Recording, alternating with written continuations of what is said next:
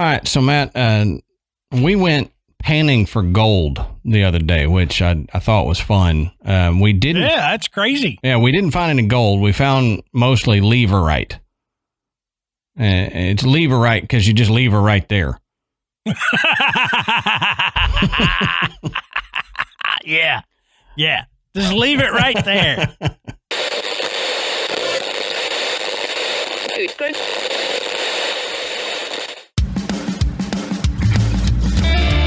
Good evening, everybody, and welcome to the graveyard. Thank you for joining us tonight. My name is Adam. And my name's Matt. Now, pull up a tombstone or settle into your casket and get comfortable because this is Graveyard Tales. All right, everybody, here we are again. Matt, how you doing tonight, brother? Hey, I'm doing okay. Excellent. Other than freezing to death. Yeah, yep, I know. It's been on and off cold here too, and I don't like it. I don't like the cold. It's cold. It's cold in the graveyard because I had to take my infrared heater in the house. Yep. Because it's been so cold here for the last week or so. Yep. And so now I've just got this little it's a heater. It looks like a satellite dish. And it don't do much. It almost has to be like on you. Right. So you can probably see my breath. Well, when if it's this cold when we record next time, just bring a big blanket or a Snuggie or something and wear the Snuggie. That's what's next, you know. Yeah. I had to break out the big heavy hoodie tonight. So we want to say, check out the Podbelly Network at podbelly.com. You can find some different shows to listen to that you might not find normally. So go over there and check them out. We're proud to be members of the Podbelly Network. We also want to thank tonight's sponsors, Feals, Every Plate, and Best Fiends. And we'll talk a little bit more about each one of them in a little bit. While you're on the internet doing your Googlings and your Yahoosing and whatever else you do on there, go over to patreon.com/Graveyard Tales, and you can sign up to be a patron of the show. And for your donations, you get bonus content. We try to do bonus content every week. And then if you're a $10 member, you get not only the bonus content and something mailed out to you, but you also get the video versions of all the shows that we record. So you can see us record the episode, make faces at each other when we mess up, and also see the mess ups. We try not to cut those out in the video version. So go check that out if you're interested. Yeah, and we've got a pretty substantial catalog in the Patreon shows now. Yep. So you could get a ton of extra content that is different from the regular show. Right. And it's got there is the ability to get an RSS feed, and you drop that into your podcatcher so you can get our audio versions of the bonus episodes in your podcatcher. So you don't have to always go to Patreon to listen to it. If that's one thing that's holding you back, you're like, well, I don't want to go to the website all the time to hear it. Well, for the audio versions, you can just load them into your podcatcher and get them like you would our normal shows. We want to say thank you to everybody who has rated and reviewed us recently. That really helps. It brings us up the charts and makes us more visible to people so that more people will find the graveyard and join us. If you haven't given us a review, you go do that for us. If you don't mind, it takes just a second. Give us a 5-star review and say something. And you can actually do that now in Spotify and Audible. So if you listen to us in Audible, we are on Audible. So go check us out there. You can review us there as well. But like I said, thank you to everybody who has done that. Mm-hmm. All right, Matt. So let's take a second and talk about Feals CBD. Now, you've heard us talk about Feals before, but Feals is a better way to feel better. They have premium CBD that will keep your head clear and help you feel your best. And CBD has been proven to greatly reduce anxiety, pain, and sleeplessness. Now, navigating the world of CBD can be complicated, and at Feals, They look to make the process as simple as possible so you can start feeling better sooner. And if you're new to CBD, they offer a CBD hotline to help guide you through this discovery process. And we've talked about it before, but for me, and Matt, you can probably relate to this, it's a dual thing for me with CBD. It's not only anxiety, which I have going into large crowds and shopping at malls and stuff like that, but also it's pain. I have chronic neck and shoulder pain. And before I found CBD, nothing would touch it. And I didn't want to get on any medications or anything like that for it. So thankfully I found CBD and found Feals CBD. And since taking that, it's lessened to the point of almost not having it at all. The neck pain and the shoulder pain. And I never thought it was possible. I thought I'd be stuck with it the rest of my life due to the injury I had. But thanks to Feals and their different strengths, that's the cool part, is they got different strengths depending on how you're feeling, then I was able to almost knock it completely out. Yeah. And, CBD is a natural remedy for, like Adam says, pain, but stress, anxiety, insomnia. I mean, these are great ways to handle those problems without having to take another prescription. Right. Okay. Now, I have pain and I have anxiety just like Adam. It's a little bit different, but it's amazing how much it works. I deal with gout, and when I get a gout flare up, I can just up my dosage of CBD and knock it out without having to take steroids, without having to take painkillers. It's amazing.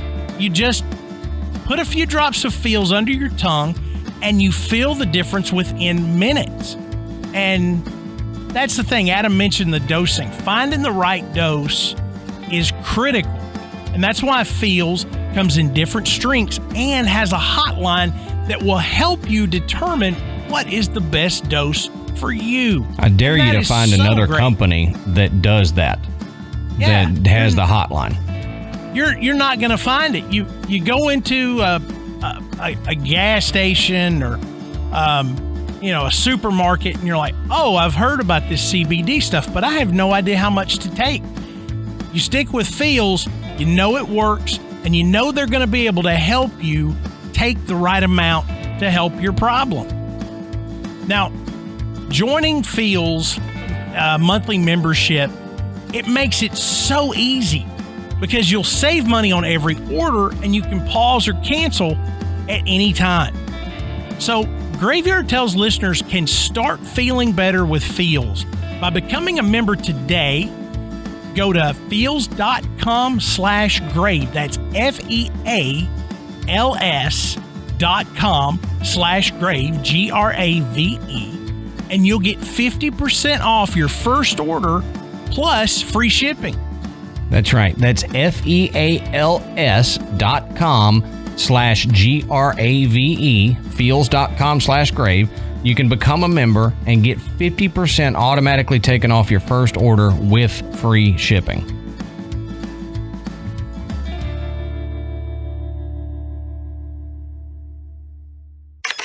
Matt, that's all I got. So, why don't you tell us? What are we talking about tonight, brother? Okay. So, from November of 1989 through April of 1990, the citizens of Belgium thought they were under attack from outer space. Mm-hmm. No joke. A wave of UFO reports began coming in of large triangular-shaped objects with bright lights flying over the Belgian countryside. Now, during these 6 months, the investigative body tasked by the Belgian Air Force to research and collect data on the UFOs would receive an estimated 2,600 reports. That's crazy. 2,600 UFO reports. Usually we're lucky to get 26. No, I know. 2,600. So tonight, Adam and I are going to look into the Belgian UFO Wave, as it is termed. Right. And like we always say, go check our sources down on the bottom of the show notes. You can find where we found all this stuff. And there's some pretty interesting photos and everything in our sources this week. So go check that out. But first, we need to look at the country and the region of Belgium. Just a quick little rundown of that before we get into the sightings. Now, Belgium, it's a country of northwestern Europe. It is one of the smallest and most densely populated European countries, and it has been since its independence in 1830. A representative democracy headed by a hereditary constitutional monarch. Now, the country has a total of 860 miles or 1,385 kilometers of land boundaries with neighbors. It is bordered by the Netherlands to the north, Germany to the east, Luxembourg to the southeast, and France to the south. Belgium has some 40 miles of shoreline as well on the North Sea. Now, the population of Belgium is divided into 3 linguistic communities. In the north, the Flemings, who constitute more than half of Belgium's population, they speak Flemish, which is equivalent to Dutch, sometimes called Netherlandic. In the south, the French-speaking Walloons make up about 1/3 of the country's population. About 1/10 of the people are completely bilingual, but a majority have some knowledge of both French and Flemish. And the German language region is in eastern Liège province, containing a small fraction of the Belgian population. So what is the official language of Belgium? I would say all 3 of those. Yeah. Isn't that crazy? Mm-hmm. Well, it's crazy to us. Right. You know, in the U.S., our official language. Other countries are different. Right. Our official language in the U.S. is English, but we have probably hundreds of other languages spoken. Oh, sure. But, government paperwork and all that is mostly in English. So, I think and if you're in Belgium and I'm incorrect, let me know. But I think most things like some other European countries, you see Flemish and German and French on a sign, like a street sign. You'd see at least 2, maybe 3 of them. Now, the first part of the story happens in Eupen, Belgium. So we need to look at Eupen a little bit. And Eupen is the capital of East Belgium. It's a city and municipality in the Belgian province of Liège, 15 kilometers or 9 miles from the German border. Now, in 1993, Eupen was chosen as the location for an international contemporary art center, partly because of its setting at the crossroads of Belgium, Germany, Luxembourg, and the Netherlands. And this is the only art museum in the German-speaking community of Belgium. And anticipating future trends in art, they set up the IKOB Art Prize, which was awarded every 3 years to emerging artists. I don't know if it's IKOB or ICOB, but either one. Now, south of Eupen is the High Fens. It's a plateau of raised peat bogs and moorland that originated in the last ice age some 7,500 years ago. Now, a portion of this landscape has been protected in an immense cross-border nature park, adding to almost 250,000 hectares, 70,000 of which are in Belgium. Now, Eupen, meanwhile, is on the edge of the plateau here, and here they say the countryside is all wooded hills and rolling pastures and speckled with dairy cattle. So, interesting. They got all this cattle, and then the UFOs decide to show up. Yeah, they attract them, don't they? Weird, huh?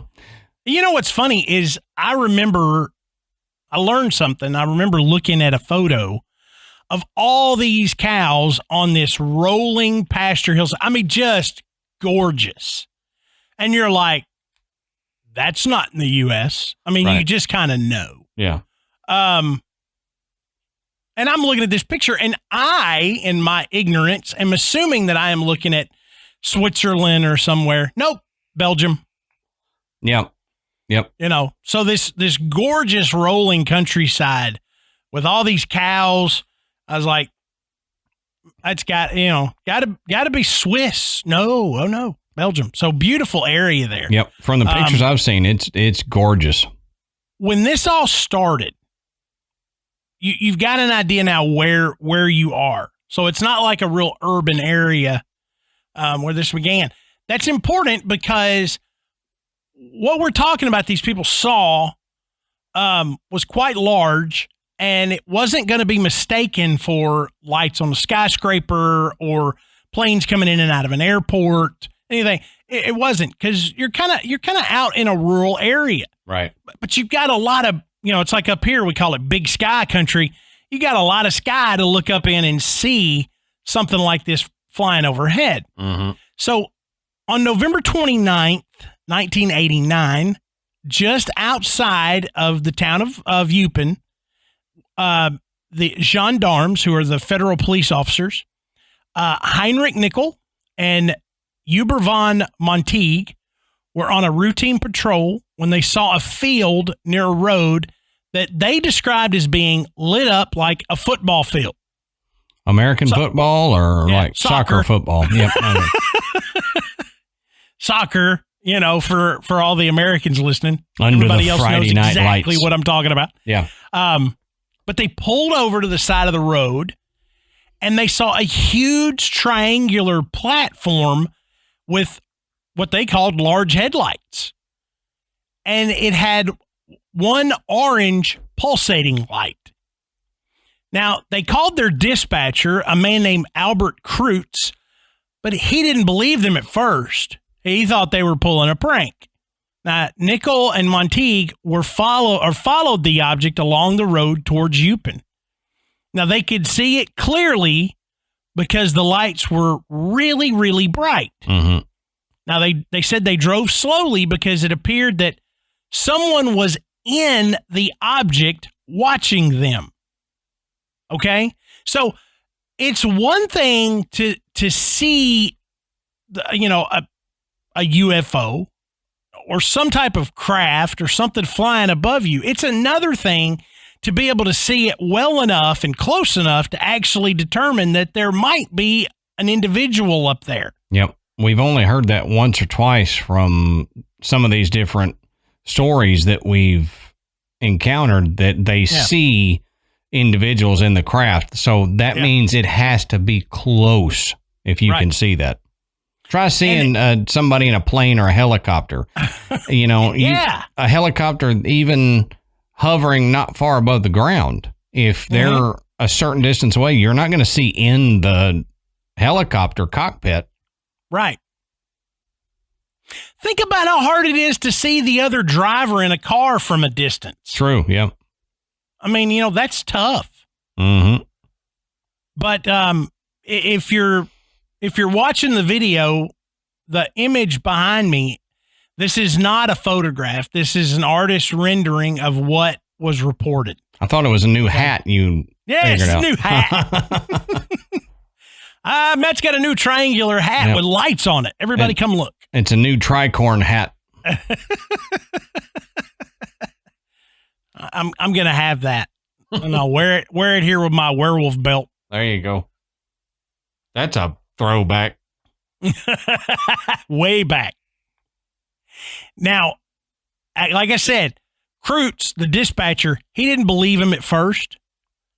But then Kreutz noted the unusual object in his log, but he was still pretty skeptical. So moments later, a strange light flashed across Kreutz's office in Eupen.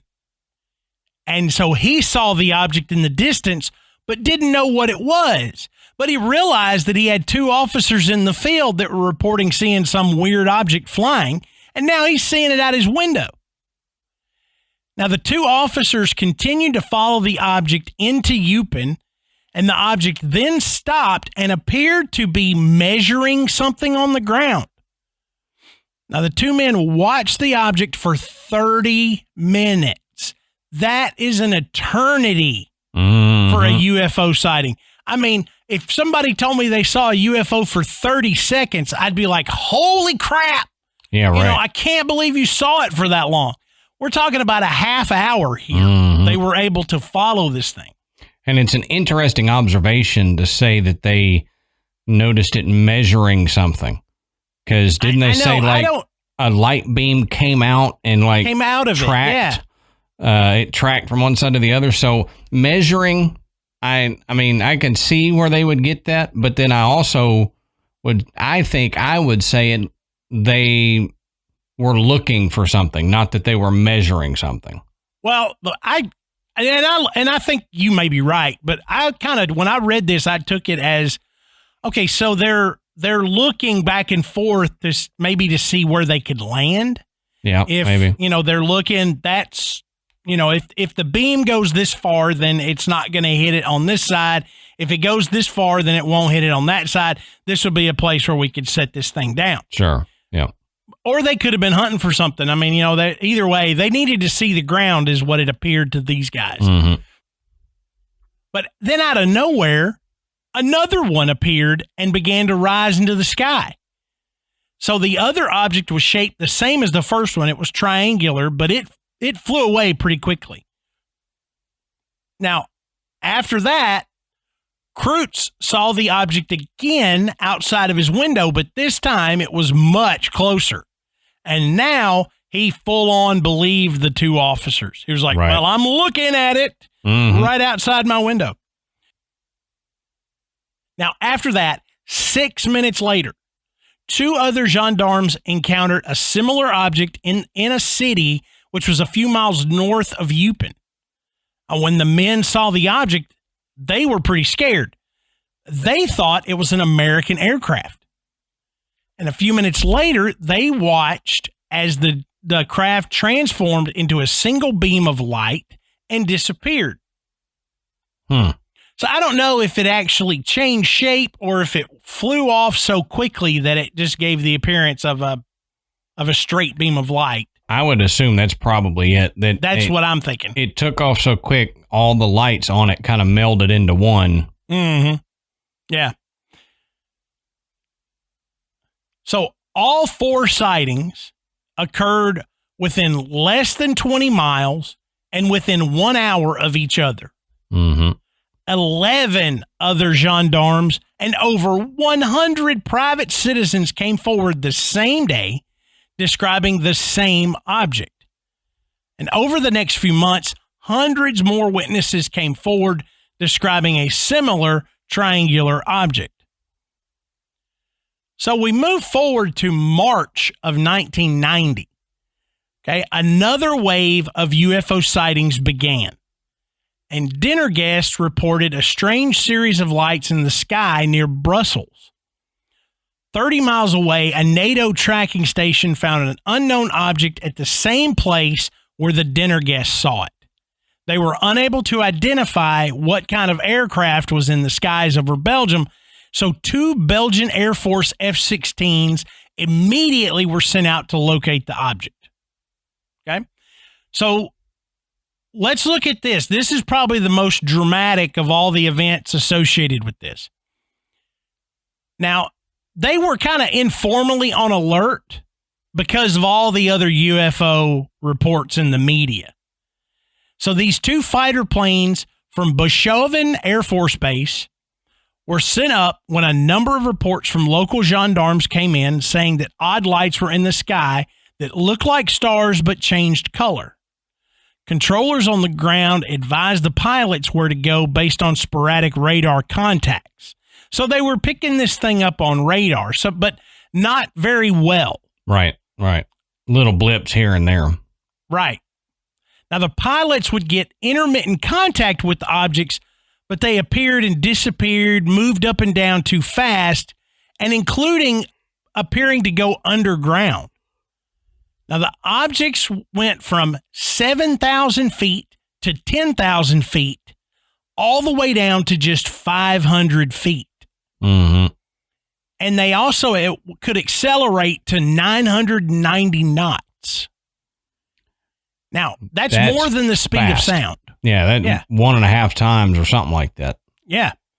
So that fast of a speed and the descent that quickly would have killed a human pilot. Yep.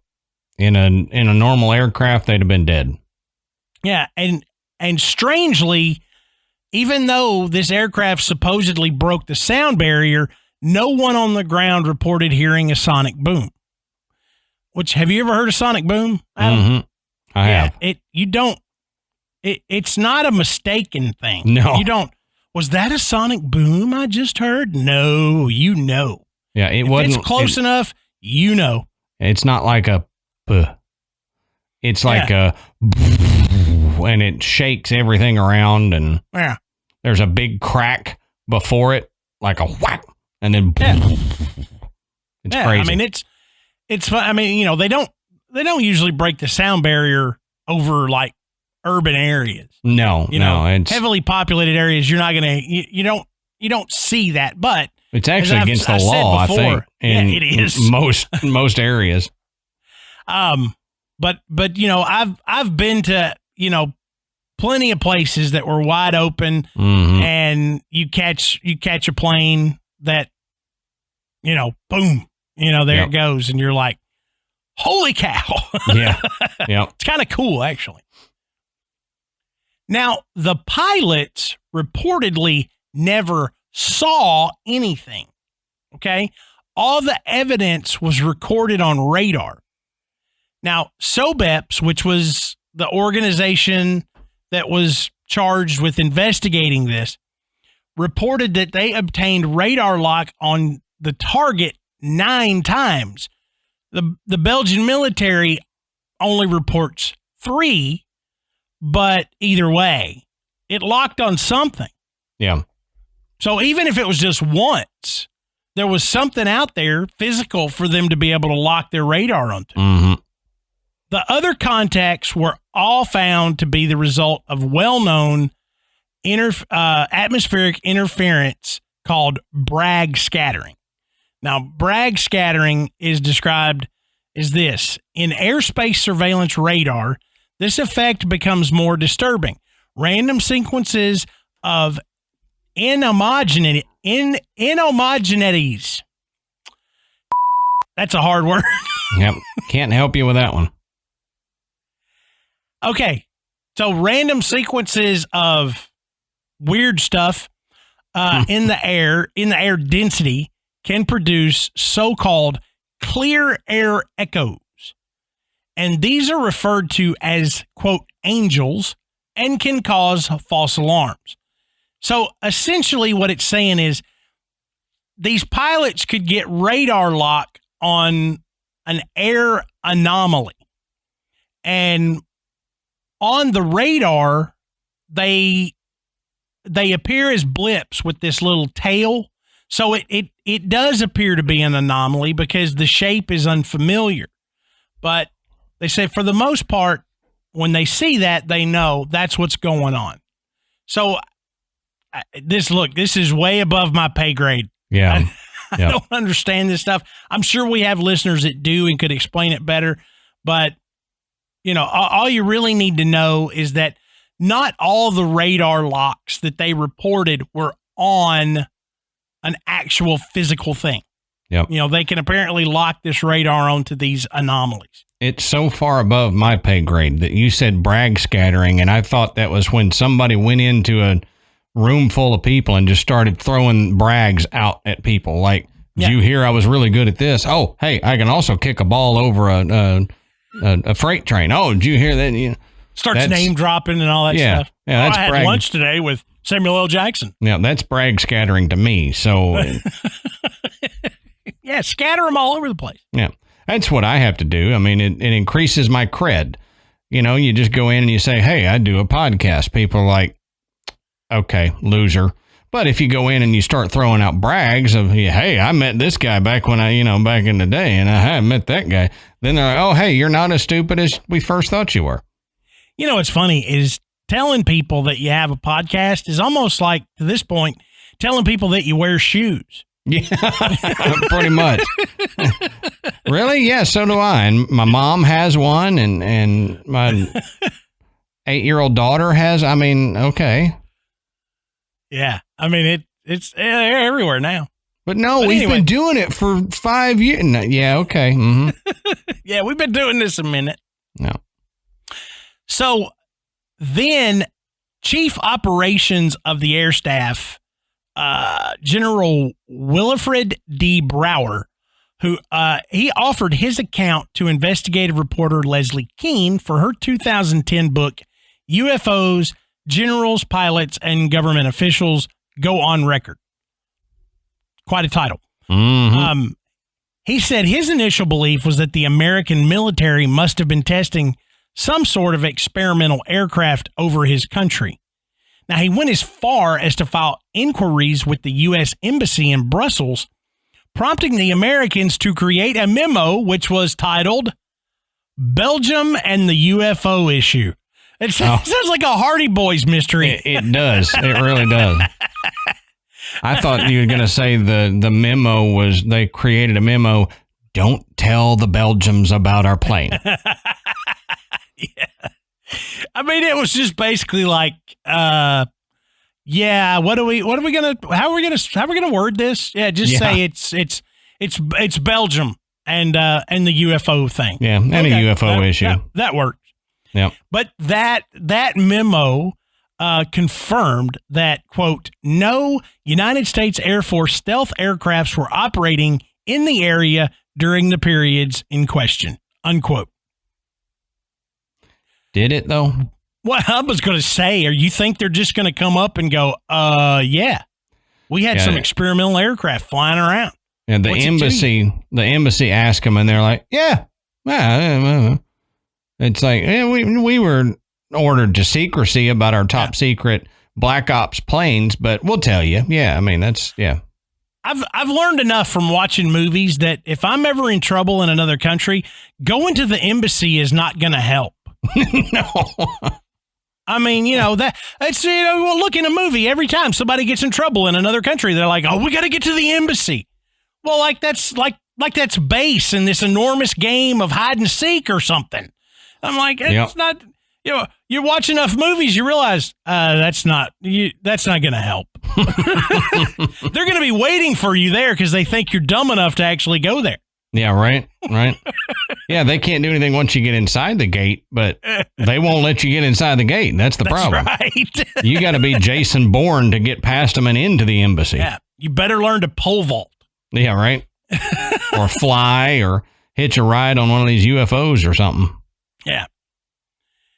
Now, an officer on base, Major Lambrix, wrote a chronological journal that can be found online, and it detailed the study written by Officer Cadet Gilmard of the Belgian Royal Military Academy under the direction of Major Salmon of the Electronic Warfare Center.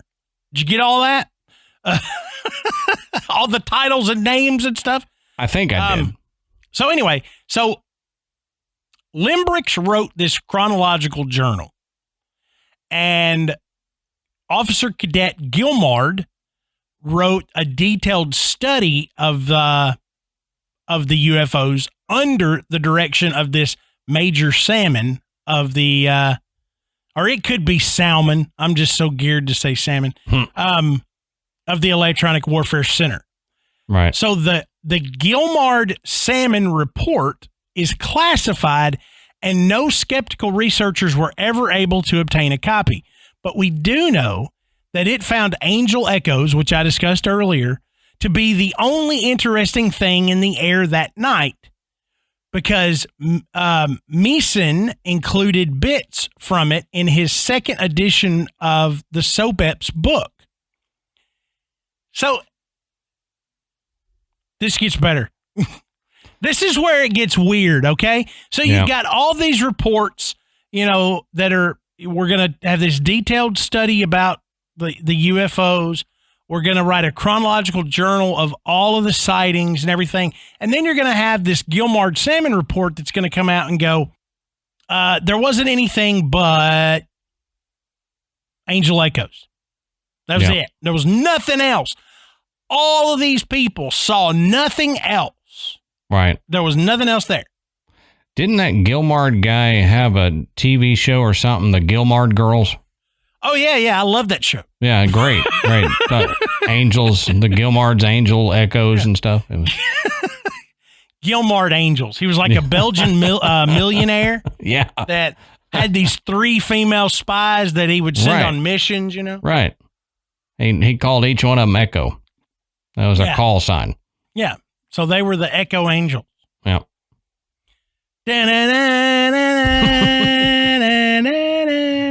You and I can drag a bad joke out. I'm telling you. We can kill it. We can drive it in the ground. We can dig a hole and bury it. Put a tombstone on it. Still going. Call it the graveyard. Come back a year later, put fresh flowers on it. Yep. So like I said, this is where the story gets weird. Now, according to anecdotal claims made by skeptical researchers who say they spoke with government scientists who were involved, there was a deal struck. The government would agree not to release the Gilmard Salmon report publicly if Meeson would retract the claims he made in Sobep's first book. So soon afterwards, Sobep's published their second edition, which I mentioned just a few minutes ago, which was called UFO Wave over Belgium 2, the sequel. No. Yeah. I added the sequel. In which Meeson reported figuring out, quote, on his own, that the radar reports were false angel signals and that the Gilmard Salmon report backed up his findings. So they're backpedaling a little bit. Yeah. Yep. Because you got 2,600 UFO reports. At some point, you've got to be thinking everybody's going to start panicking. I mean, this is a lot. And it's not the first time a government has backpedaled on something they've said about UFOs. Right. I mean, the biggest one that you ask anybody about and they're going to know is the Roswell thing. Oh, we got a UFO pieces. Oh, wait, no. Next day it's a... Yeah, no, they're not. Weather balloon. It's like this is how... I do this every day. I deal with miniature versions of the government in my house. Son, what are you eating? As he's chewing. Nothing. Yeah. Nothing. What's in your mouth? Nothing. See? Mm-hmm. I'm like... Yeah, what was it 10 seconds ago? Yeah, you really think I'm that stupid, right? Well, honestly... That's how the government treats us. Every government treats their people like that at some point in time. Right. It's like you're just going to have to believe what we're telling you and shut up and move on. I mean, it just happens. Nobody likes it. But it does. It's right there. The evidence is right there looking at you in your face, and they're going, "It's not what you're seeing." Yep. Half the time, people just let it go and they forget about it. But then the other half the time, you got stuff like this or Roswell where it's written down. I mean, you've got proof of it written down, what they said the first time. And then you got the second time where they're like, we didn't say that. Yeah. You're like, wait a minute. I've got an article here that you wrote that says it was a UFO. Nobody knows what it is. No, we didn't write that. Okay. Yeah, we didn't write it. Okay. It's right here. Is this your signature? Yeah, it's my signature, but I didn't write that. Yeah, I didn't. Somebody else did that. Yeah, it's forgery. I was signing an autograph, and they put it on that. Yeah, that's right. That's right. Because we had that technology back in 1989. Yeah. Well, like Zaphod Beeblebrox in Hitchhiker's Guide to the Galaxy. He thought he was signing an autograph, so he put "Love and Kisses Zaphod," and it was the order to destroy Earth. That's right. So. I love it. I love it. So we're kind of in a quandary here talking about the Belgian UFO wave, because you've gone from the refreshing aspect of the Belgian government going, "Hey, everybody, we got some weird things flying over us. We've had a lot of reports. We're going to create an investigative group to look into this and figure out what exactly is going on." Whereas, other governments are like, there's nothing to see here. Move along. Okay. Yeah. But then for them to backtrack and go, nope, we were wrong. This is all it was. We figured it out. That's what it was. That's an awful lot of that. And right. What can you see these false echoes from the ground? Do they have lights or something? I mean, people are sitting there staring at this, and you're telling them it was just an air anomaly. I don't know. I'd be kind of irritated. Oh yeah, I'd be mad. And also, what really hurts is the fact that there is no good photographic evidence. And we're going to get into the story of the most famous photograph of one of these crafts, but there's not any real photographic evidence. And so a lot of skeptics will say 2,600 reports. It went on for 6 months and nobody got a photo of this. Right. But then the SOBEPS comes back and they say, well, there's probably a good reason for that. You see something in the sky. You're not really sure what it is. You think, well, maybe it's a star or it's a plane or whatever. And a couple of days later, you read something in the newspaper about people seeing these, UFOs. And so you begin to think back and you go, I bet that's what I saw. And you file a report. So it comes after, it was seen and dismissed. So you're not going to take a photo of it because you didn't really know what it was and you didn't really care at that time. But for people like these gendarmes they were caught off guard that first night. I mean, truthfully, and we're talking about 1989, 1990. Everybody wasn't toting around a camera all the time like they are now. Right. There wasn't surveillance cameras on every light pole.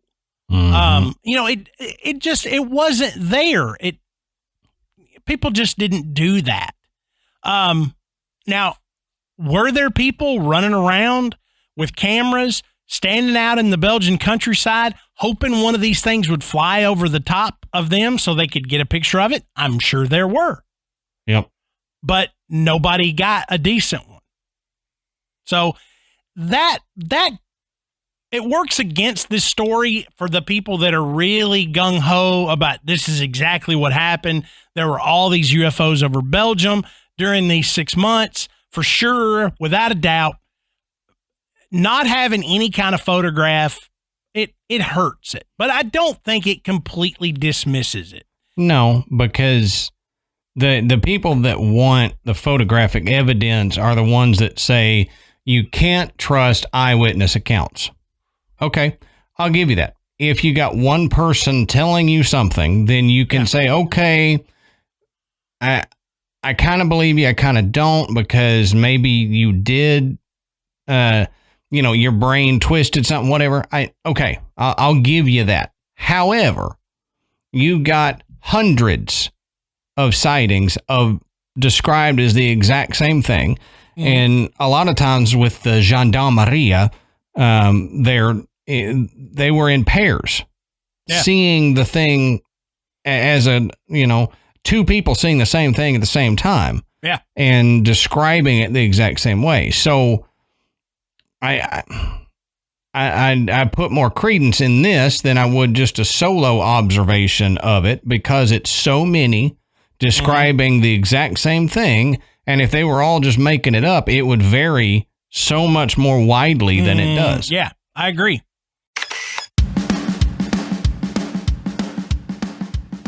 All right, let's take a minute and talk about one of tonight's sponsors, Every Plate. Now, for those of you who listen to the show routinely, you know that Adam and I are huge fans of HelloFresh. Well, HelloFresh also owns Every Plate. Mm-hmm. And Every Plate is such a tremendous value. But you're like, hey, Matt, what is all this? So what is Every Plate? Well, Every Plate is a meal delivery service where they send you recipes with fresh ingredients, exactly what you need to make a fantastic dinner that everybody is going to enjoy.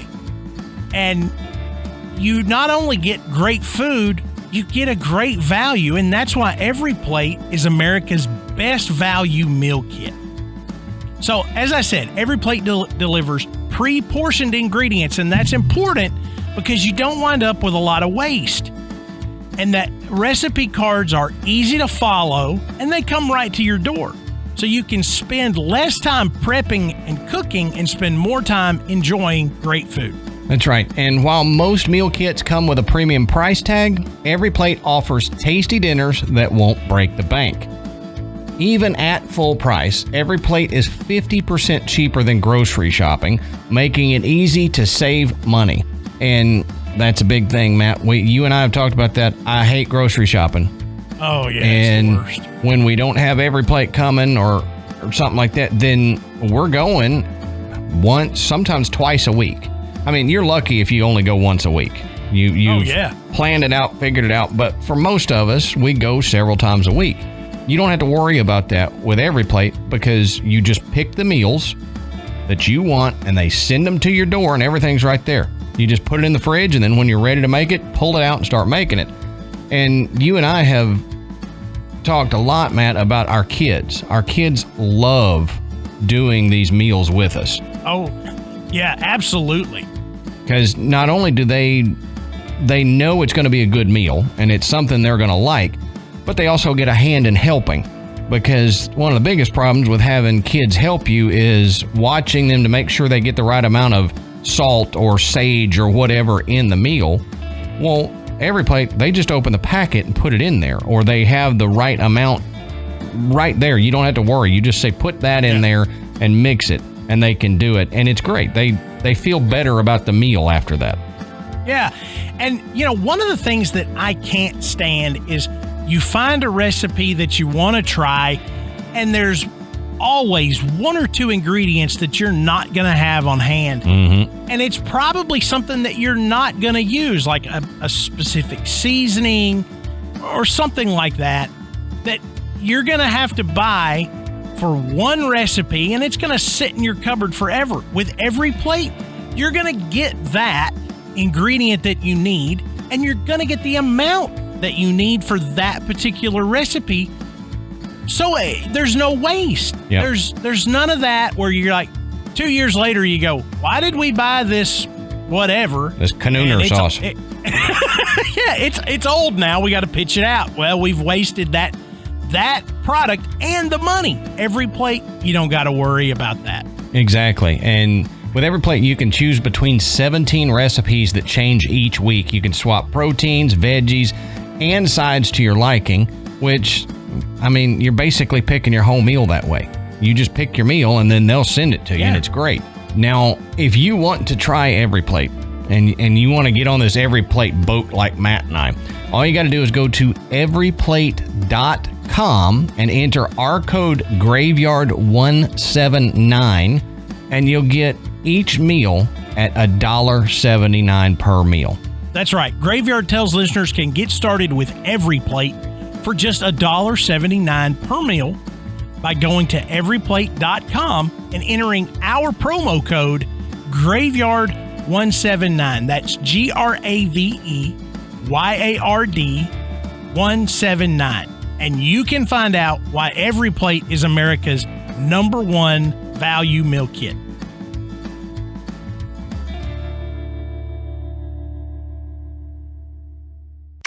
And I'd say add a caveat to what you said about eyewitness accounts. You can't believe all eyewitness accounts. Right. Okay? Because I guarantee you, out of 2,600 reports, there's probably at least 75% of them are not this. They didn't see this. They may have thought they saw it, but at that point, they were probably wanting to see it. Anything they saw flying above was this. Okay? Yeah. Now, that's not mass hysteria.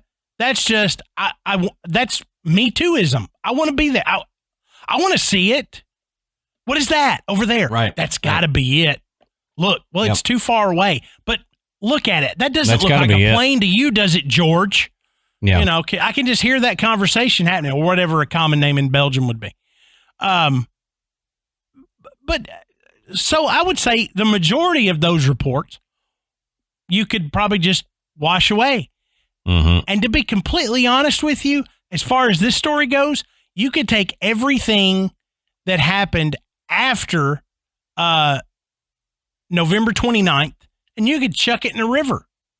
I think just with that one night, this is a fantastic story. Sure.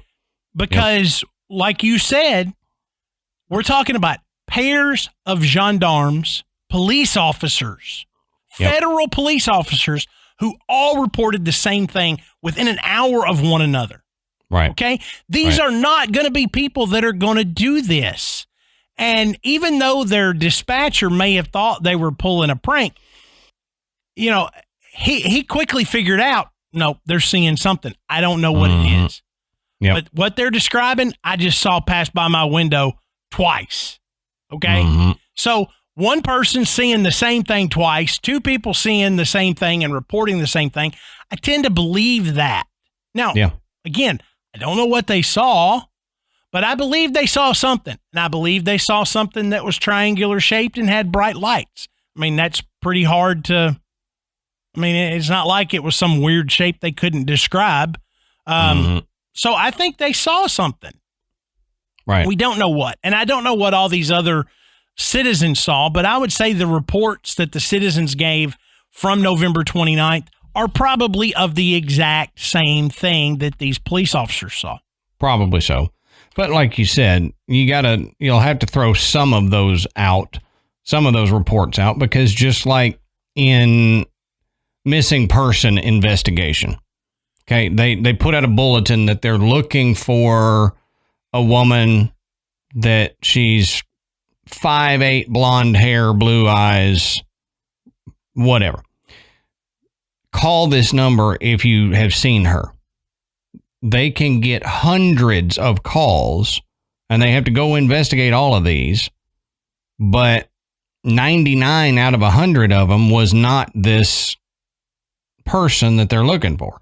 Mm-hmm. It was either somebody that looked like them, or it wasn't anything. It was just somebody false flagging, throwing a red herring out there or something. Yeah. And so you will have a portion of that 2,600 sightings that was reported that are not going to be true. Like you said, they're going to be somebody wanting to see it, and so then calling in to say they've seen it to be in the group with everybody else. But out of that many of them, you're going to have probably quite a few legit ones. Oh yeah. And like you said, starting with the police officer ones, those are the ones that A, it started it off, and B, probably the most credible of all the sightings we've got. Yeah. So Adam, we've given you the sightings, we've given you, the history. What do you think these things could have been? I mean, they're obviously UFOs. They're flying. They're unidentified. Right. They're UFOs. But were they alien spacecraft? And so that's when you really got to try to bridge a gap here. And there's quite a few explanations of what they could have been. Right. I was going to say, I think there's one thing that I'm leaning heavily toward, but I'll save that for the third one. So let's look at three different explanations of what's happening here. Now, the first one, it comes from the Bad UFOs blog, and it talks about that picture that Matt mentioned. So let's look at the hoax aspect of this. Now, this says, one big problem with the Belgian wave has always been the lack of photos or movies showing the object, despite hundreds of claimed sightings. Indeed, Keen, the person in this article that we're talking about, seeks to dismiss the lack of evidence by noting that, quote, 20 years ago, cell phones and relatively inexpensive consumer-level digital and video cameras were not yet in use, like Matt and I were saying. Mm-hmm. And this says, true, but film cameras were plentiful and widespread. But again, like Matt and I were saying, not many people are going to be out there probably You got a camera. Sure, it's widespread, but think back to the 80s and early 90s. How many of us had a camera? And if you did, it was this big shoulder thing that you had to lug around like a video camera. Yeah, they were expensive. Mm-hmm. And not something you would just carry around with you.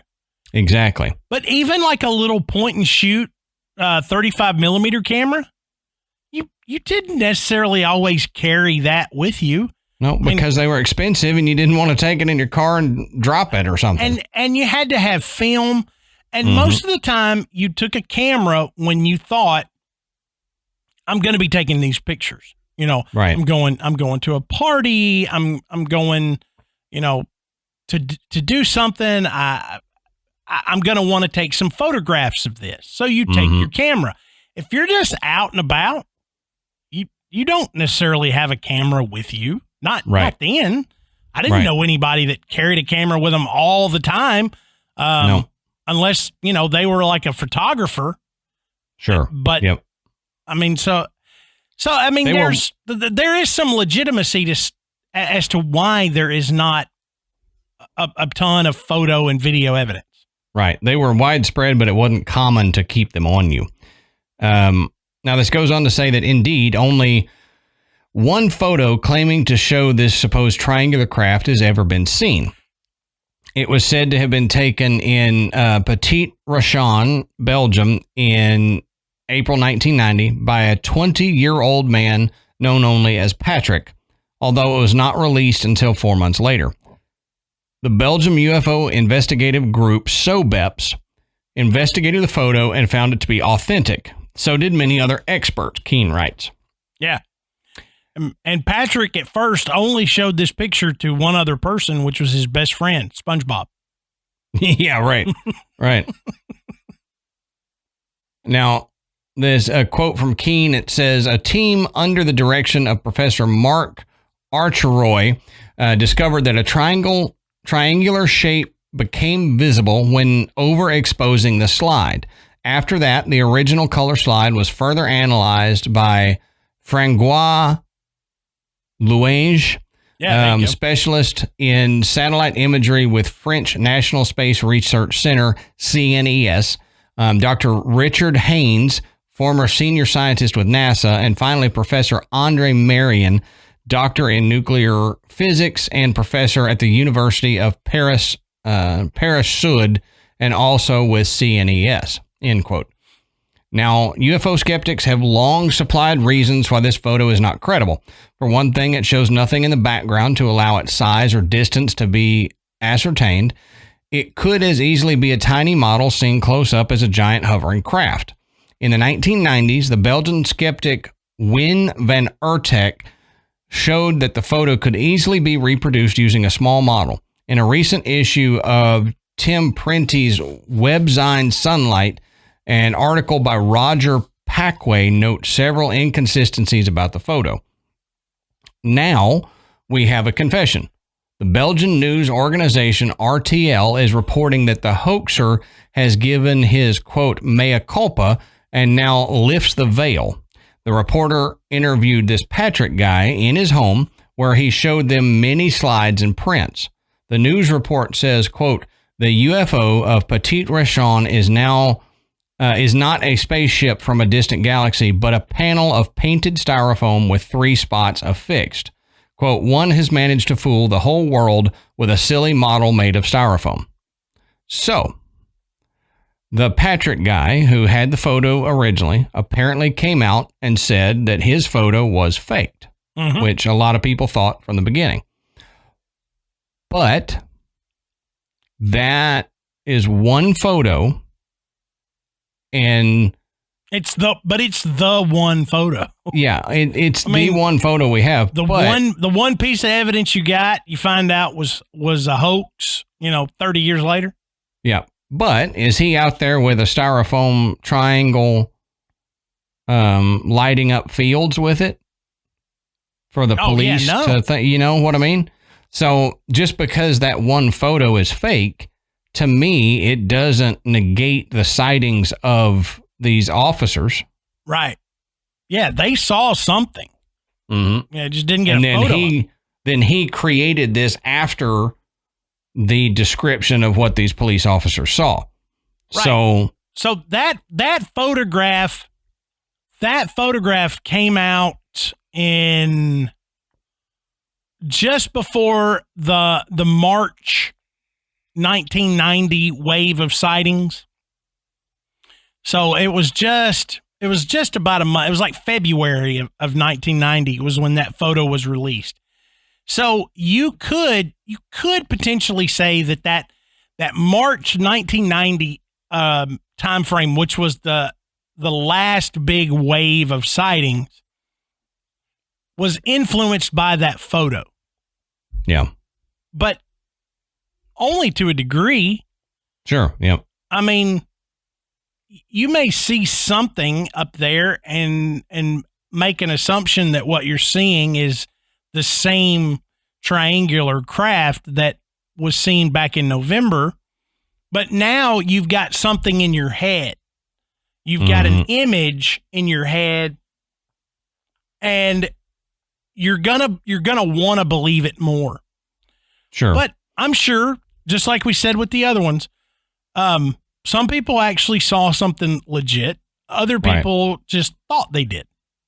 Well, and you can, let's go just so far as to say, okay, the faked photo that we have did spur the second wave of sightings. Okay. But the photo did not spur the first wave of sightings. Right. The first wave of sightings spurred the photo. Mm-hmm. Correct. So you can't, because of that photo, discount any of the first sightings. If you want to discount the whole March 1990 sightings, okay, fine. But November of 89, how do you disprove that? Right. The way you try to disprove that is this next one here. This is from a PDF file from Renaud Leclet, probably not how it's pronounced, but that's the best I can do. It's entitled The Belgian UFO Wave of 89 through 92, a Neglected Hypothesis. Now, I'll preface this whole article by saying the whole time I was reading this, I had an issue with it. We'll discuss it at the end. But I added this in because people have pointed to this explanation many times to try and debunk it. So we got to talk about it. Though I think he debunks himself. He debunks his debunking within the debunking. So yeah. But he becomes the debunky as he's the debunker. Yep, exactly. So we'll get into it. Now, it says, on October 4th, 1992, around 6:45 p.m., a man and his wife were driving their car between Moronsart and Waterloo. The sun had set, and there was much wind. The driver noticed a strange yellowish luminous point located directly in line with the road. It seemed motionless and large, more or less the size of a full moon. At this place, the road begins to go down, and the object disappeared behind the horizon. The driver decided to leave his usual road to take another one, going to the place where the object had disappeared. He explained why to his wife, and a little further, they saw the light that then appeared to them as integrated in a vast, dark, and elongated unit where they could make out a tail and even ailerons. But the object's speed was so slow that it could not be a plane. Finally, the two witnesses drove then very slowly and decided to stop for better observing. The object that revealed only a grayish and fuzzy structure as drowned in the fog carried on moving slowly and noiselessly. The initial light seemed now to be on the side of the structure and looked like a broad, elongated picture window brightly lit from inside. The driver somehow felt a, quote, presence behind this window. Under the structure, there was a flashing red light. The driver's initial anxiety, perhaps triggered by the dreams full of flying saucers that it had made for 10 years, gave way to a peaceful feeling, quote, it is only that, he thought. A painter with a higher education, he drew very precisely what he had seen. Now, his sighting, illustrated by his sketch, was published in Sobep's magazine, where without the least hesitation, the investigator and the editors built a beautiful UFO case. We, however, only have to look at the picture with some hindsight to realize that it obviously represents a helicopter. Of course, the absence of noise seemed strange, but every one of us had the opportunity during his life to realize that a weak wind blowing in the opposite direction is sometimes enough for weakening or even masking completely a loud noise. Now, on that day, there was a violent wind. It is clearly specified at the very beginning of the report, and it is lucky because, as we shall see, Sobep's field investigations seldom give indications on this essential element that very often makes it possible to explain a complete absence of noise. Now, the author is using this example and others in the documents to say that all the sightings were of military helicopters that were misidentified. Now, I know that there are quite a few cases where the misidentification happens, but those that saw the UFO initially, the police, contacted the military bases nearby, and they said there were no maneuvers happening in the area. The author asked later in this paragraph if Sobep's contacted the military to see if there was any helicopters in the area. And he says, well, they didn't, but actually the police did. So he kind of, if you're going to write something debunking and say they just saw military helicopters and that nobody contacted the military to see if they were doing any maneuvers, when they obviously did, the dispatch that the officers called military bases to double check and see if there was anything in the area. And they said no helicopters in the area. Helicopters are not an odd thing, so they wouldn't have to hide this. Right. Yeah, there would be no reason for the military to lie at this point. Right. And I understand that if you and I are out in a field, and you're on one side of the field and I'm on the other, and I'm trying to talk to you, if the wind is blowing from my back, then yeah, it will carry my voice to you. But if it's blowing from your back, it may blow my voice away. Right. Because I don't have enough decibels that I can produce to overcome that difference. But a helicopter, as close as this witness is saying they were to it, you would at least hear a dull thudding somewhere. And you would know, okay, even with a strong wind blowing, you would hear it at some point. Yeah. But what bothers me about this is that he's taken one particular account and debunking that. But the thing is, and then saying it debunks everything else. Yeah. So you couldn't have had a violent wind every single day from November 29th through April of 90 to prevent people from hearing the sound of a helicopter. Right. I mean, you can't dismiss all of those reports based on they couldn't hear that it was a helicopter. I mean, that's not going to fit. And over 2,600 people don't know what a helicopter looks like. Right. I mean, I'd say most everybody, but I love that when he says, now, we've all had the opportunity to see that, you could see a helicopter and not hear it because of the wind. I don't know that everybody's had that opportunity. I mean, growing up, we were close enough to Fort Campbell and we were kind of in a flight path that there was stuff flying over our house all the time. Let me tell you something. An Apache helicopter going over your house, it will rattle the windows. Yep. Okay? Not even trying to. I mean, that thing wasn't even going that fast. I mean, we saw them all the time. The windows would shake. I mean, you could hear it you were in the basement, you could hear it. So it'd take a daggum hurricane to prevent us from hearing that. Right. Right. So I don't believe, I understand how it works. I understand that it could happen depending on how far away you were from it, but I don't think it happened every single time.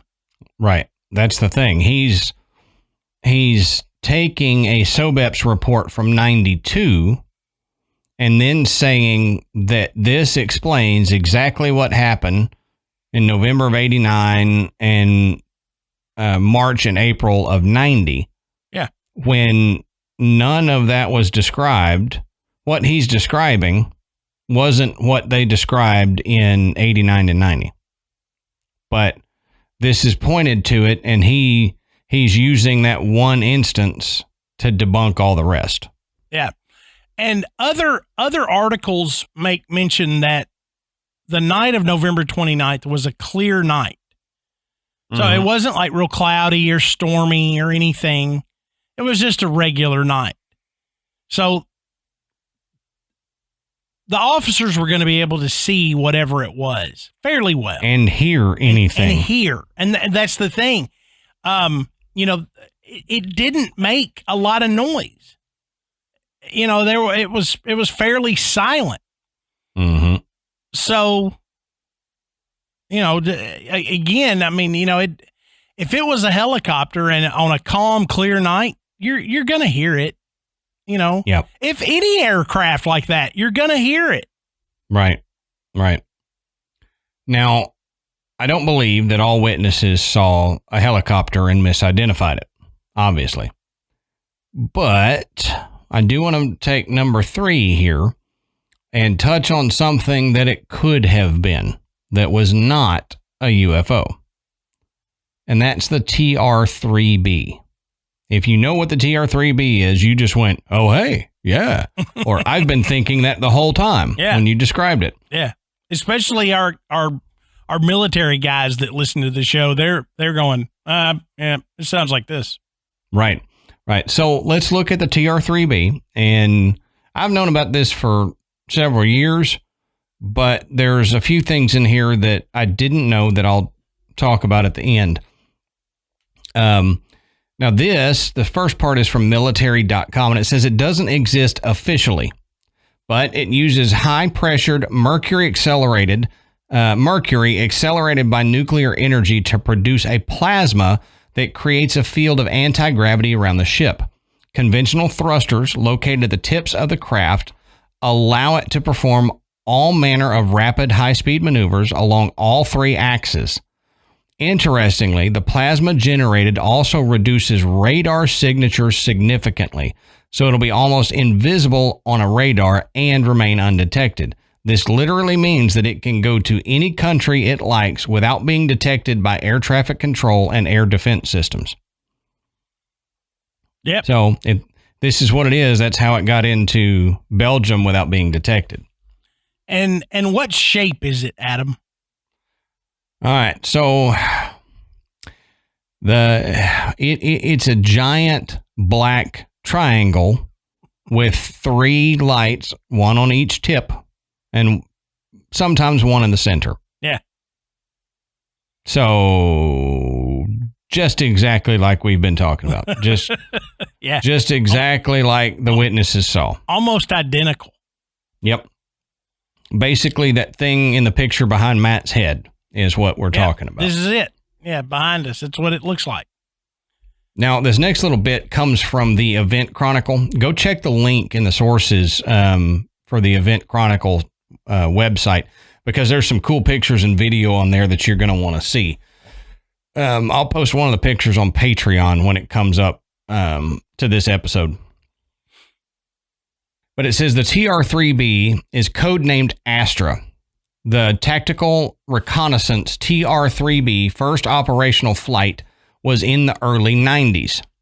The triangular-shaped nuclear-powered aerospace platform was developed under the top-secret Aurora program with SDI and black budget monies. At least 3 of the billion-dollar-plus TR-3Bs were flying by 1994. Aurora is the most classified aerospace development program in existence. The TR-3B is the most exotic vehicle created by the Aurora program. It is funded and operationally tasked by the National Reconnaissance Office, the NSA, and the CIA. The TR-3B Flying Triangle is not fiction, and it was built with technology available in the mid-'80s. Not every UFO spotted is one of theirs. So it's saying that not every UFO that you see is something from outer space. Right. Now, Matt, I'm jumping in here into the article because I want to say that I just had a huge case of deja vu. Like, we've done this whole thing before. Really? I legitimately, I was reading the thing and I was like, I've read this to you before, and I look over at the screen and I see you taking a drink with the TR-3B behind you, and I'm like, we've done this before. Yep. We have not done this before. We have not done this before. No, but huge case of deja vu. So I had to throw that in there. I'm not saying that we wouldn't forget that we had done something, but I don't think we would forget this. No. And not everything would have been exactly the same either. Right. We can't replicate ourselves that well. Now, this goes on to say that the TR-3B vehicle's outer coating is reactive to electrical radar stimulation and can change reflectiveness, radar absorbativeness, and color. This polymer skin, when used in conjunction with the TR-3B's electronic countermeasures and ECCM, can make the vehicle look like a small aircraft or a flying cylinder, or even trick radar receivers into falsely detecting a variety of aircraft, no aircraft, or several aircraft at various locations. A circular plasma-filled accelerator ring called the magnetic field disruptor surrounds the rotatable crew compartment and is far ahead of any imaginable technology. So that's saying that it can change the signature seen on a radar to where it doesn't look like the triangle craft. It can look like a regular plane or multiple planes or a duck. An angel echo. Or an angel echo. Now I'm going to skip some into the article, skip ahead a little further. Says the TR-3B is a high-altitude stealth reconnaissance platform with an indefinite loiter time. So it means it can just hang out for however late. It doesn't have to get back and refuel. It can park right outside of a 7-Eleven and ask people to buy beer as they walk in. Yep, indefinitely. That's what I think of when I hear it has an indefinite loiter time. Yep. It's like my buddy in high school. That's all he did. He just hung out trying to get beer and cigarettes from people outside the 7-Eleven. Look, my cousin used to tell a story about, I'm pretty sure he was in Texas when this happened because that's where he went to school.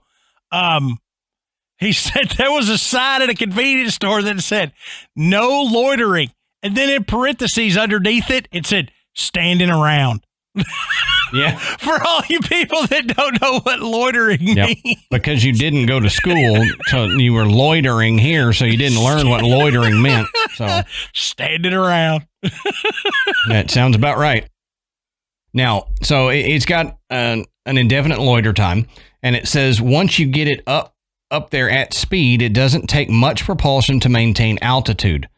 At Groom Lake, there have been whispered rumors of a new element that acts as a catalyst to the plasma. Groom Lake, you know where Groom Lake is, Matt, right? Yep. If you're listening and you don't know where Groom Lake is, it's right there around Area 51. It's what they call it, Groom Lake. So there's no lake there, but that's just their name for it. Yeah. Now, it says with the vehicle mass, because of the elements, the vehicle mass is reduced by 89%. The craft can travel at Mach 9 vertically or horizontally. This says their sources say the performance is limited only to the stresses that the human pilot can endure. And this is a lot because, considering along with the 89% reduction in mass, the G-forces are also reduced by 89%. So if you reduce the G-forces on a body by 89%, you can pull that many more Gs. Right. So when we were talking about it before, and Matt said it went from 9,000 feet down to 500 feet, and it was traveling at however many thousands of miles per hour, 1.5 times the speed of sound. If it were this craft and 89%, the mass was reduced by 89%, well, then they could keep up. And it says we just read that the whole crew compartment is stationary while everything else moves around it. So if it's taking these hard turns, the crew inside might not be moving at all. Now, this goes on to say that the TR-3B's propulsion is provided by 3 multi-mode thrusters mounted at each bottom corner of the triangular platform. The TR-3 is a sub-Mach 9 vehicle until it reaches altitudes above 120,000 feet. Then, God knows how fast it can go. Mm-hmm. The 3 multi-mode rocket engines mounted under each corner of the craft use hydrogen or methane and oxygen as a propellant. In a liquid oxygen-hydrogen rocket system, 85% of the propellant mass is oxygen. The nuclear thermal rocket engine uses a hydrogen propellant augmented with oxygen for additional thrust. The reactor heats the liquid hydrogen and injects liquid oxygen into the supersonic nozzle so that the hydrogen burns concurrently in the liquid oxygen afterburner. The multi-mode propulsion system can operate in the atmosphere with thrust provided by the nuclear reactor, in the upper atmosphere with hydrogen propulsion, and in orbit with the combined hydrogen-oxygen propulsion. So that's saying that no matter where it's at, it has a propulsion system that it can use, so it can even go into orbit around the Earth and still be able to maneuver. So this goes on to say what you have to remember is that the 3 rocket engines only have to propel 11% of the mass of the top secret TR-3B. The engines are reportedly built by Rockwell. Many sightings of triangular UFOs are not alien vehicles, but the top secret TR-3B. The NSA, NRO, CIA, and USAF have been playing a shell game with aircraft nomenclature, creating the TR-3, modified to the TR-3A, the TR-3B, and to the Tier 2, 3, and 4 with suffixes like plus or minus added on to confuse further the fact that each of these designators is a different aircraft and not the same aerospace vehicle. A TR-3B is as different from a TR-3A as a banana is from a grape. Some of these vehicles are manned and others are unmanned.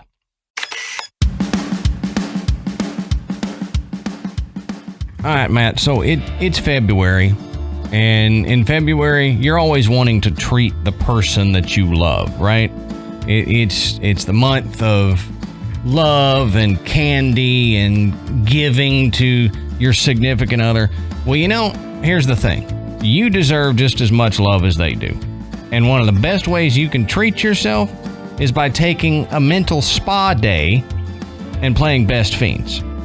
Because it's a great break from all the stresses of everyday life and work and everything. Just hop into Best Fiends. And like I always say, Best Fiends is like a box of chocolates. Now, I've actually never said that, but I think I'm going to start saying that now. And the reason is because Best Fiends will never disappoint you. And chocolate has never disappointed me. So you see the tie-in there? You see where I'm going with that? Except when you get those that you're not sure what's in the middle and you eat it and it's like, toothpaste. That's true. But Best Fiends has no toothpaste flavored chocolates. So we're good on that. Yeah. And, Best Fiends is great when you just gotta have a break and recharge for a minute. Not think about work or school or all the stresses of the day. Just take that mental break and play Best Fiends. And the coolest thing about it is you can play it anywhere. I mean, I'm standing in line waiting, just like, I hate waiting in line for anything. I know that I can always pull out my phone and play Best Fiends, even if I'm in a bad service area, because it doesn't rely on the internet. That's great. Yeah. So, I get into, I'm somewhere in the 400s now. Amanda is way beyond me. Same with Ashley. Yep. But what is so cool is a lot of times games like this, they get old. It's the same routine. But Best Fiends is always fresh. There's always something new to do. And they'll have some special challenge where you can go, oh, hey, I can start doing these special challenge levels and, get some cool rewards, find some new fiends. And, it's Valentine's. Hug a slug. There you go. I don't want to hug a slug. I'd rather destroy the slugs, but to each their own. Yeah. So if you want to find a way to share something fun with your Valentine this month, you can download Best Fiends free today on the App Store or Google Play. That's Friends without the R, Best Fiends. That's right. If you're ready to give your brain a little TLC that it deserves, you can download Best Fiends free today on the Apple App Store or Google Play. Remember, that's Friends without the R, Best Fiends.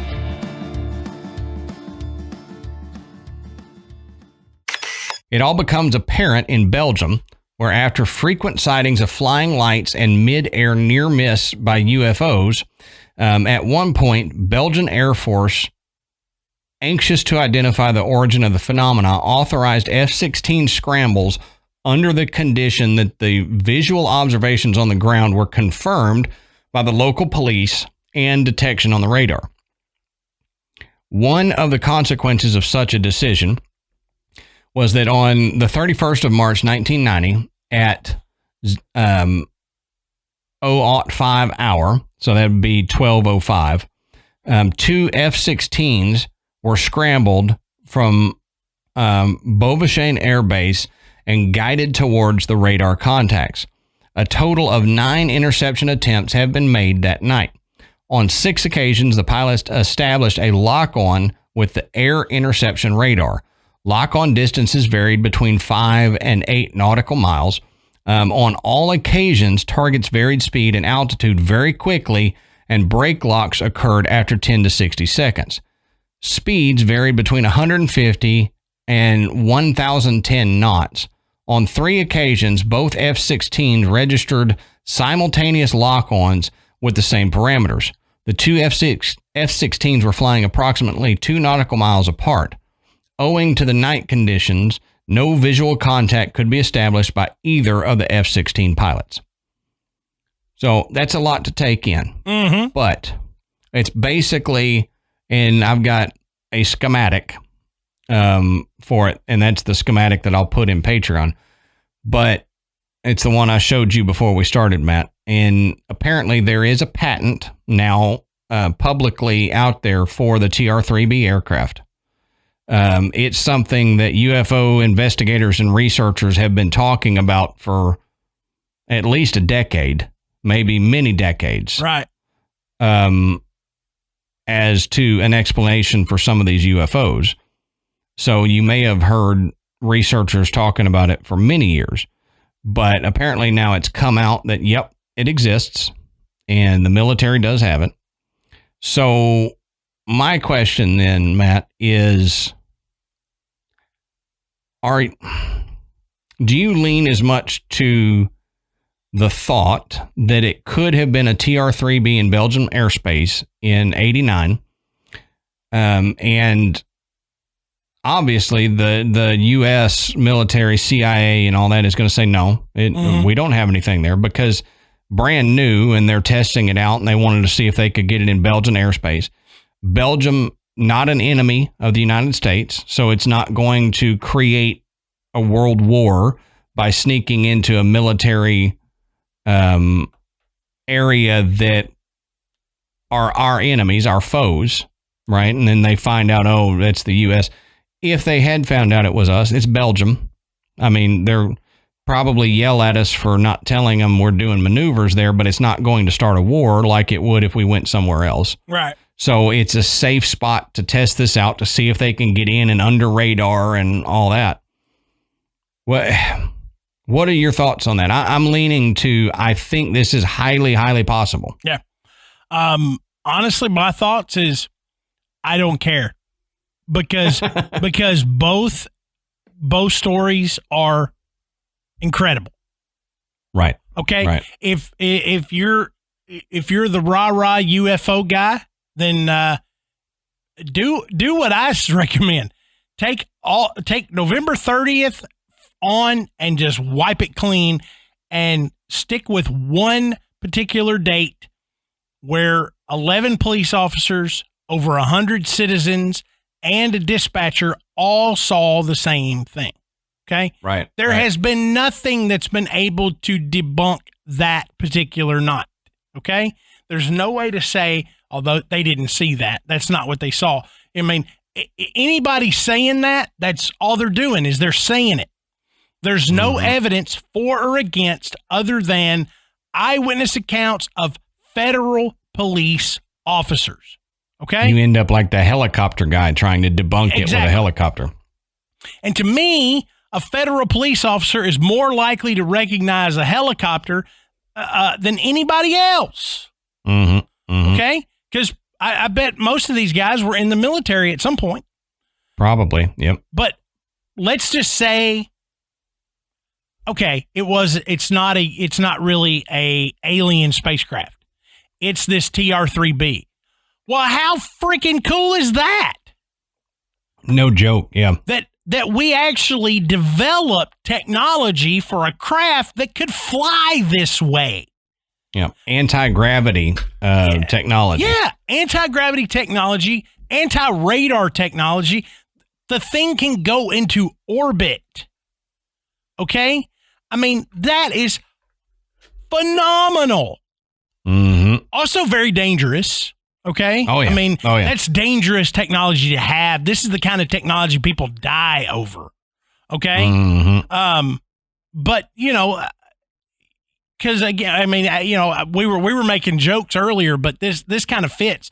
You have something like this and it becomes public that you got it. This kind of stuff is what starts wars.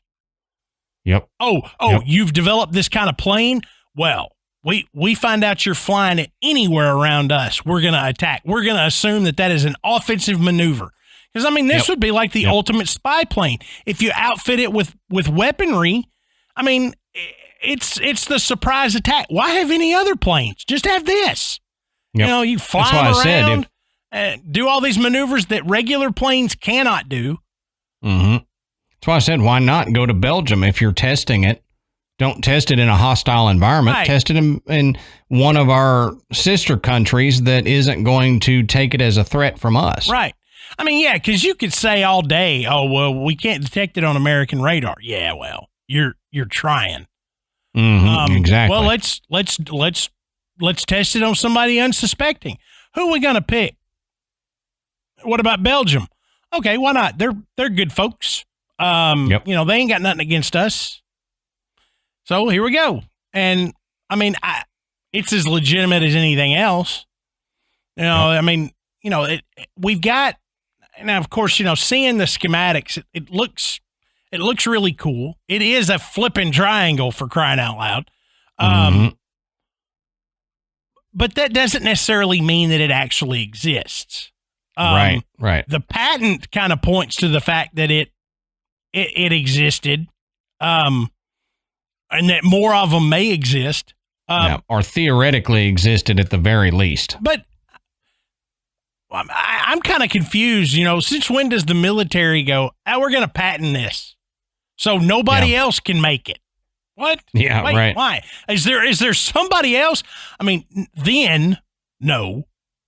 Nowadays, when private citizens have enough money to go to outer space, you might worry. But, hell, I mean, I figured Elon Musk probably has 3 of these in his garage. He invented himself. But, you see where I'm going with this. either those guys saw, some type of alien craft that was unknown to this country or this world, or they got a glimpse of probably the coolest piece of military technology that's ever been created. Yep, on one of its maiden voyages. Yeah. So again, either way, whichever way you want to believe, it's cool. I'll tell you this, right. I believe one or the other. I don't buy that all of these reports are misidentified helicopters or any of that. Nope. They saw something. It wasn't all mass hysteria caused by somebody's styrofoam cutout photo that they took and now finally fessed up to. It wasn't a ton of helicopters that were misidentified. So there was something. My thoughts on aliens. I think if aliens do exist, it's multidimensional. It's not interplanetary. But it could highly be this TR-3B. Yeah. And if it is, as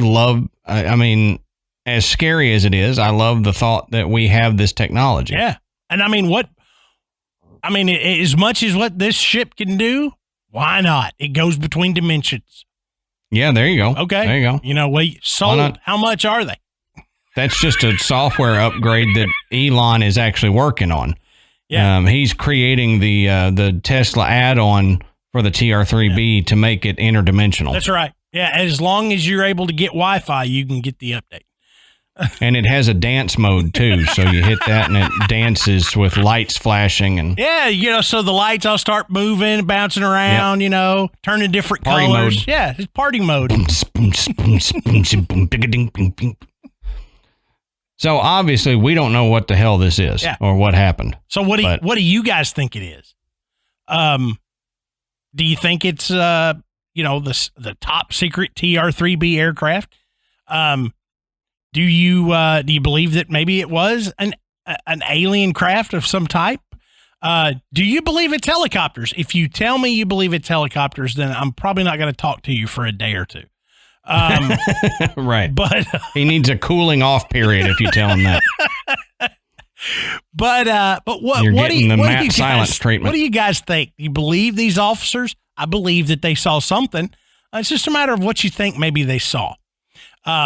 Let us know. And the best place to do that is in our Facebook group.